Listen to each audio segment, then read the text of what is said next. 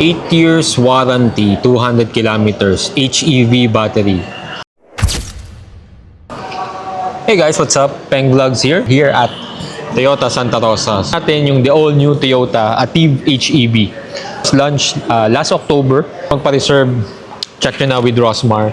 And then, yeah, meron 2 variants dito. So, nakita ko HEV at saka merong E na CVT. So, tara, puntahan natin. Tayo, very familiar naman kayo dito sa Santa Rosa. Pero syempre, batang kalamba tayo. But of course, Rosmar guys here. So ito, puntahan muna natin yung HEV. So si Rosmar pala from Calamba, lumipat na siya dito sa Santa Rosa. No, Veloz, Wigo, he's the guy. Guys, the all new Toyota Active ATV. So I'm not sure if tama yung pag-pronounce ko, pero yun nga. This one is HEV, meaning hybrid electric vehicle. And that's about 1.2 million. It has a 4-cylinder inline 16-valve DOC, dual VVTi. So at first impression, para siyang Camry. Di ba? Yung harapan. May pagka ganon, in a way. Tapos itong grills na to, na-remind naman ako nung sa Avanza ng mga unang labas. Pero this time, it's siya, makintabo. Tsaka yan, may front camera for the front coalition. And then ito, napakaangas itong to, vortex generator. So I don't know what that means, but yeah, it has sensor. So ito, lang siya para sa aerodynamic. LED headlight saka DRL. Tapos yun yung line na to. Napaka-porma. Suabe. Tapos when it comes to rim, napansin ko sa mga hybrid, medyo cover siya. So BYD, Tesla, wala ka na halos makita, but you still have the brake and then the disc brake, pero yun nga, halos cover siya. So yeah, if I would compare dito sa E, kitang-kita siya dun sa mga spokes. So ayun, at first, punta tayo dito sa passenger side. Before I forgot, pag sinabing pag napansin nyo may ganyan, pag may front collision, ibig sabihin, may 360 camera to. Itong auto na to. So passenger side, very spacious, kita nyo naman. Tapos yung trim na yan, sheesh, ganda Kala mo piano something, piano black finish kung tawagin nila. And of course, very familiar agad pagpasok mo dito. Yaris, Veloz. Ganito yung mga screen, but this time, this one is bigger, 10.1. Parang mas malaki. And nasa driver side na to, which is good kasi yung sa akin, sa Veloz, inaabot ko pa dito. So yun pa din, yung pagka-trim, linis Electronic parking, electronic handbrake, may hold function.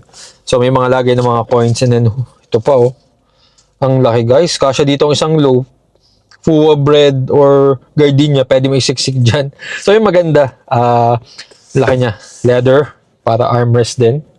And of course, push button, blue because it's hybrid. Digital display, yung ating AC, may auto siya, may fit na ba? Yun ang maganda. May fit na siyang kasama. So sa mga Veloz, wala. Rear, defogger, and yeah. So, yun lang. So walang vanity mirror para sa girls. Light, LED, sunglasses, okay. Check. May handle, check. Good. Cup holder. Ito pa lang, cup holder. Okay, panalo. So yun. Ganda nung kanyang trim. Leather, premium feel. Tapos yan, may ganyan pang line. And of course, so let's open. Punta tayo sa passenger side before tayo mag-driver. So when it comes to passenger side, so medyo sagad na kasi dun Pero it's good. Di ba? Maluwag, may handle. And yeah, wala nga lang ditong armrest. You don't need it. What's important is that, aircon vent, tapos meron pang USB. So hindi na kayo magagawa ng mga kasama mo. So ganda nito, may aircon vent. Kasi normally, pag sa harap, malakas na yung aircon. Diba? Nilalamig na yung sa harap, tapos sa likod, pinagpapawisan ka pa. Tapos ito yung sa door light. And of course, may papakita ko sa inyo guys. So yan, when it comes to car seat, so yan, may holder dyan. So yun, very spacious. So maluwag naman siya. Nakasagad lang to Pero maluwag yan. Pakita ko sa inyo. Comfortable din sa kay ko. So cup holders, ang ganda rin ng cup holder. Malaki na dito. Kasya na yung mga aqua flash yung malalaki. So, yeah, may lagan dito ng mga documents. And then, yeah, the back, sexy back, vortex generator. Hindi, walang butas. So, yan, muffler. So, I believe nandoon yung spare tire. Let's see if may spare tire. So, meron yan kasi Toyota eh. Reverse cam, HEV badge. So, ang ganda. Hindi nga lang nila ginawa pang Bluetooth, di ba? So, meron siyang third parking light, shark fin, black top yung taas. Mas napakaganda ng likod. Forma, oh. Linis. So, mga backup sensor. And then, if we're gonna check the passenger, I mean the driver side. So, ito, dito na tayo. You know. So, very familiar na agad yung yung manibela. If you have the Yaris, if you have the Velos, and then if you have the Corolla Cross, so halos ganito lahat. So, leather feel, I mean, it's leather, yeah. Ganda ng pagka-feeling, premium. And of course, ito, adaptive cruise control, 360 cam, since pinakita ko sa inyo, may front camera, tapos dalawa din yung dito, front sensor na camera. And then you have the drive, so may powerful to na mode for sure. Alright, and yeah, napakaganda dito, super premium feel.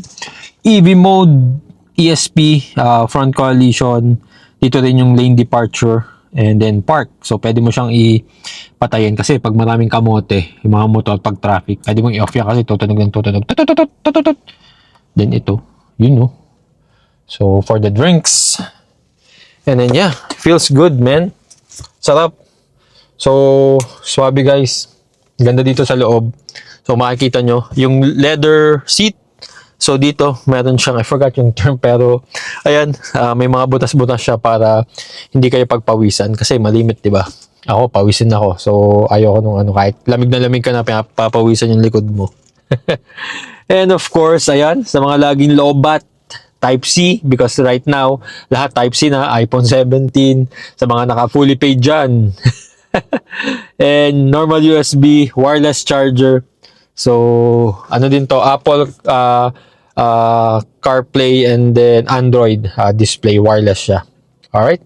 So, normally, hindi mo naman gagamitin yung yung nakapatong lang if you have extra phone. But yeah, most of the time, gusto mo, near lang siya, hawak mo, di ba? Para in case may something na magtumawag or yeah, something like that. But overall, this is the inside. Uy, ito pa, one thing. Ito kagandahan dito. So, dito na siya. Yung fuel, tsaka yung trunk compartment. Kasi normally, yung sa other variant, dito ang pangit. So, ito, dito na to malinis. Tingnan natin likod.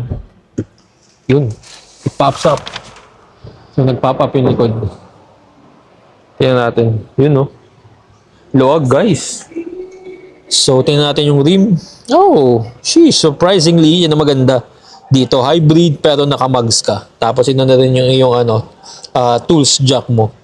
Normally, guys, yung mga electric cars, hybrid, like, I won't mention brand, but wala silang spare tire. Check nyo na lang sa Facebook. Ano yung mga naging issue nila. This is the tools. So, yun yung kagandahan dito. May spare tire siya. I believe ito, lagyan din to ng tools dito. Pero ang laki ng compartment to. Luwag.